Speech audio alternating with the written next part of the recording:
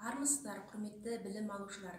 Бүгінгі бейне сабағымыздың тақырыбы радио элементтерінің түрлері және қасиеттері.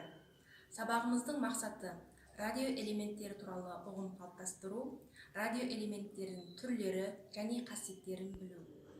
Радио элементтер электр тізбектерінің құрамдас бөліктері. Бастапқыда радио элементтер термині тек радио қабылдағыштарды жасау үшін қолданылатын электронды компоненттерді білдірді. Кейіннен бұл атау радиомен тікелей байланысы жоқ басқада электронды құрылғыларға тарады.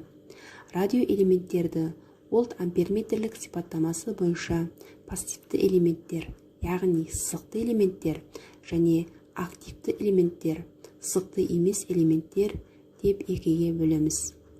Пассивті элементтерге резистор, конденсатор, индуктивті катушкалар жатады.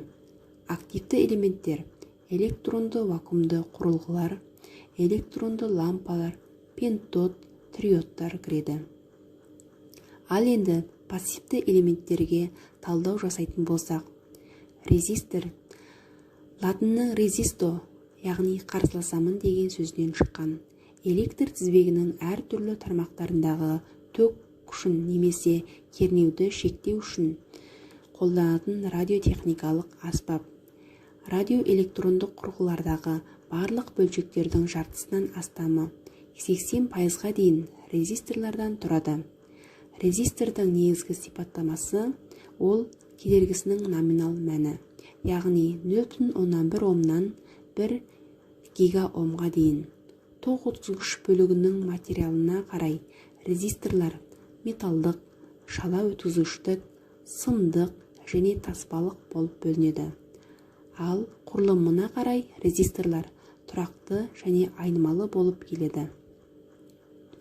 Резисторлар мен басқа да электрондық компоненттердің түрлі түсті кодтауын есте сақтау үшін қара жолақтан және қоңыр жолақтан кейін кемпірқосақ тәріздес түстердің тізбегі жүретініне назар аудару керек. Таңбалауда көк және жасыл түстердің айырмашылығы жоқ. Онда бұл түстер бірдей айтылған. Таңбалау түрлі түсті сақиналармен салынады.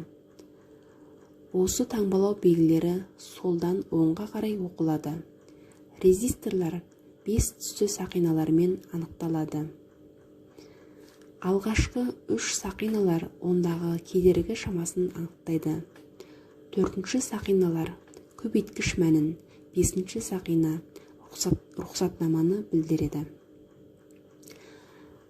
Конденсатор деп жұқа диэлектрик қабатымен бөлінген екі өткізгіштен тұратын жүйені айтамыз. Ол латынның конденсо, қоюлату, жинақтау деген сөзінен шыққан. Конденсатор электр энергиясын және электр зарядтарын жинақтау үшін қолданылады. Конденсатордың екі өткізгішін оның жапсарлары деп атайды.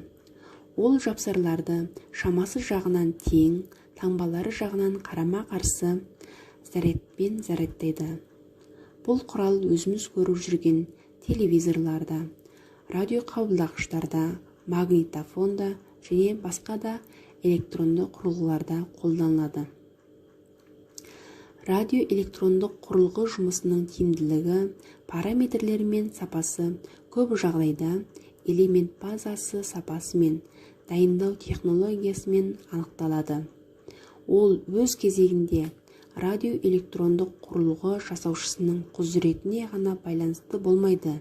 Сонымен қатар радиоэлементтерді жинаушы мен монтаждаушының біліктілігіне де байланысты болады.